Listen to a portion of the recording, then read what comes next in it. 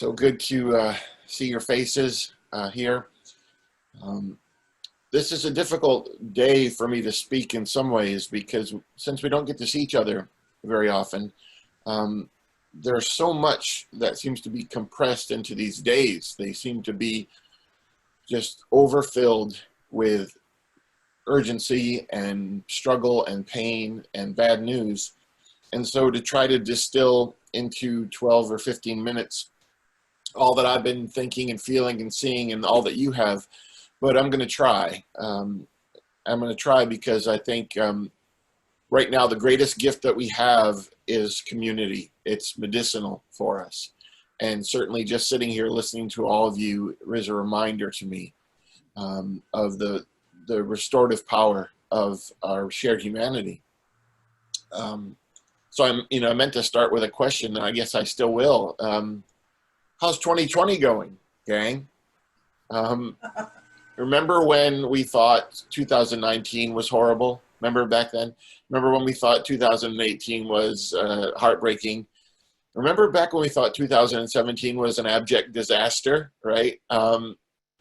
Back when all we had to deal with were, fixed elections and kids in cages and predators on the Supreme Court. The good old carefree days of the previous decade. I was thinking about New Year's Eve. My daughter, she didn't stay up. She's 10. She didn't stay up till midnight this year. And she said, I'm glad I didn't stay up because this year was not worth it. And I've been thinking about New Year's Eve because for many of us, we were there on December 31st and we thought, all right, we've been through this 3 years of difficulty and struggle and pain and all this conflict. But you know what? 2020 is going to be our year. Right? We sort of had that optimism that tends to come when the calendar is about to change. And so we thought somehow 2020 is going to be our year. And then 2020 showed up like a narrator to say, actually, it was not going to be their year. And it was only in March that we were looking ahead to what we thought was going to be a normal year of sorts. We had plans, we had dreams and ideas, and we had a vision for how things were going to play out. And back then, in March, we had no idea that this really small, distant story about some people being sick was going to get closer and larger. And we never imagined back then that this small blip on our radar screens would be this sort of massive eclipse that's blocked out so much. And back then, only in March, we could have never, the most pessimistic among us, which is probably me, we couldn't have imagined that our lives would be altered to such a degree, right? Or that here in June, we'd still be in a suspended version of normal life. We probably, most of us in March, never realized that 116,000 people would have passed away or that 42 million Americans would have filed for unemployment. And back then, in March, we could have never imagined that if we had experienced all of these things, that there's no way our president could have made it partisan. And then we've seen what's happened. But we thought, I'm sure back in March, all right, if all those things happen, then that's all we're going to have to deal with, right? That's the worst that 2020 can throw at us. At least we could focus on just that grief and that loss and that alteration of normal and then stay home, right? But no, because we got new news this year as well, that this was not going to be our year in other ways, because we thought that we would never have to see a Black woman killed in her home by police. And we never thought we'd have to see video of a man running down the streets of Georgia and being killed by complete strangers. And we never thought we'd have to see video of a white police officer kneeling on the neck of a Black man for 8 minutes and 46 seconds while he pleaded for his life and eventually passed away. And we certainly never thought, way back then when we were thinking about how our year was going to go, we never imagined that if protests happened as a response to this, that we would see even that become weaponized. We never thought we would see our leadership threaten people with vicious dogs or, tear gas people for a Bible photo op with a book that he had never obviously read or picked up before. And so what we see now is that we had a plan for this year, and we have the reality of this year. And this was going to be our year, right? And so the bad news is that 2020 is only halfway over. As some of you talked about in the joys and concerns, you know, this health issue is a really big deal, and it's probably going to actually get worse in some ways if we're not careful. So that's happening. And then we see that the social unrest that we're dealing with right now, there are some events that have been happening around it, but those things are likely going to escalate as well, because we're doing all this, we're dealing with all this approaching an election season. So the bad news is 2020 is only halfway over. But, dear friends, the good news is that 2020 is only halfway over. This can actually still be our year in some ways. I called a pastor friend of mine about a week and a half ago, and I just said, hey, she's down in the city. Many of you know her, Nancy Petty. And I said, you know, how are you doing? Just wanted to check in. The church is really involved there with a lot of the protests and a lot of social justice things anyway. And I just said, so tell me how you're doing, if there's anything I can help you with or encourage you. And she said, actually, I'm doing an event today. Our church is gathering today on Hillsborough. And she said, it's like in 2 hours if you had time. And I said, well, strangely enough, my calendar is wide open. So I drove right down, and the plan was that they were lining Hillsborough Avenue with signs of affirmation of Black lives. And they were just going to simply hold those signs 6 feet apart all the way toward the Capitol building. And then we were going to walk by and encourage everyone, and then all go to the Capitol, place the signs around the Confederate monuments, and have some prayer time. So I got down there, and the ministers who were there, I among them, stood in Hillsborough Avenue, kind of blocked the street right when the light changed. And we led a prayer, they rang a bell, and the pastor said, we're here to stand in solidarity with Black lives. And it really took about 30 seconds. And then when we finished, we went to walk back to the curb, and the car that was waiting in the intersection just floored it right at me, so that I had to physically run out of the way. And he screamed at me as he drove by. And I thought, well, this is going to be an interesting day, because this was a family event with all sorts of sort of gentle, quiet goodwill. It was not a loud and angry protest at all.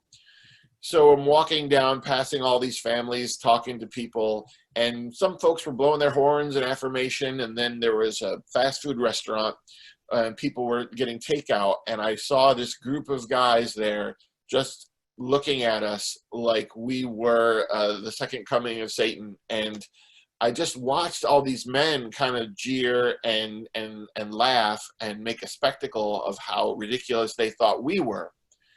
And we proceeded down, and there was an older Black man who drove by, and he beeped his horn, and he raised his fist out the window, and he was tearing up as he drove by. And we got all the way down to the Capitol, and we lined the block all the way around the Capitol building. And all of a sudden, this guy drives by, and he just begins blowing his horn and giving the finger to everyone and saying, F you, all these curse words to families. And so that all happened. It was a really powerful day, because you saw the humanity of people, you saw the pent up grief by many, and then you saw the visceral response to all of that. And as I've been reflecting on it, I was thinking about the fact that the things that I saw in the people down there, they weren't created in that moment, that they had built up over time. And so that 2020, as much as I thought, well, this is such a strange year, those people's lives had been what they had been up until that point. So that older Black man with his fist out the window who was crying, he had been experiencing a lifetime of racism. So 2020 is not an aberration to him. And I thought about the guy driving by, giving the finger to complete strangers. And I realized that 2020 was not just this strange detour for him. This is something that he's grown up feeling and believing. And that's why he had such a visceral response to this. So for you and for me, we have a couple things that we need to do. We need to process all this compacted grief and struggle and adversity and decide, what have we seen? What have we learned? What have we felt? What have we remembered that we had forgotten? Or what do we now know that we didn't know before? So what have we seen? What have we learned? What have we felt? What have we remembered? And what do we know? And the important thing is that we need to process these things both individually and collectively. That means you and I, we need to decide, what am I going to do with everything that I've experienced and seen? How am I going to be altered moving forward? And then who, as UUPF, who do we want to be in the midst of this and after this is kind of not over, but after we can gather together? What kind of statement do we want to make as a community? And I think the answer has to be, in a group of people that is predominantly white, how can we be a loudly and explicitly anti-racist community? And how can we respond to the days that we've seen? And that's going to get worked out in all sorts of ways. But I share all that because we can still make this our year in a lot of ways. As terrible as it's been, as discouraging as it has been, as uncomfortable as we are, we're still here doing and being and living. And so we can still have diversity and equality and love and justice. Those things are still kind of in our care. And there are 142 days left before the election. And we could actually wake up in a different America in some ways. We could wake up with an abnormal of hope that we don't really have right now. And what we've seen and heard over the past year that's made it so horrible, those things aren't going to disappear. We're still going to live with systemic racism. We're still going to have to address the blind spots of privilege. We're still going to have to address the racial fractures in our nation and the sins of our past. Those things are all going to be there, right? We know this. But we're going to not have to worry about always protecting ourselves from our own government and our own leadership.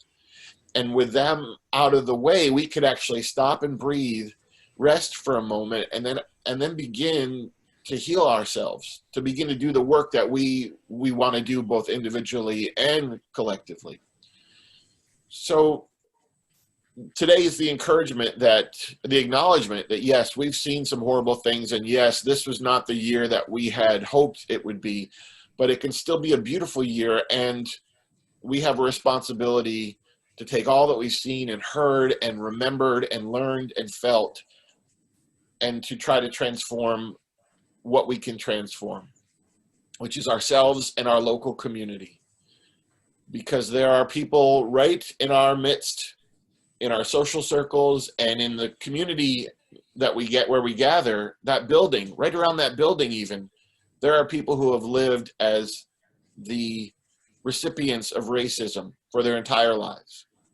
We have a responsibility to get out and to speak to them and let them know that they're seen and heard and that their lives matter. And all around that community and all around us are people who have lived with the story in their heads that Black people are worth less than they are.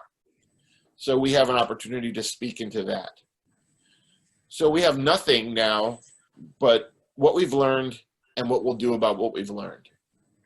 So I'm really excited in some ways, because I think, despite all we've been through, that this could actually be our year. The year that equality and diversity make a plot twist to a really difficult story that we've all been living through together. So reflect today on all the things that are stirring in you and decide, what am I going to do about that? And what do I want this community, how do I want our community to testify to who we are and what we believe? In some ways, I grieve the fact that because we're doing this on Zoom over the past few weeks, that many people are just disconnected from us. They don't have access to us. But when we can open the doors again, or even in the coming weeks, how can we say, we're here, and this is what we believe, and this is why you who feel hopeless can actually have hope, because we're with you. So that's a little what I'm feeling right now, and love to hear any questions, thoughts. What are you thinking? What are you feeling? What are your struggles? Let's open the floor. Raise your hand. Joe will get to you, and let's just have some honest conversation.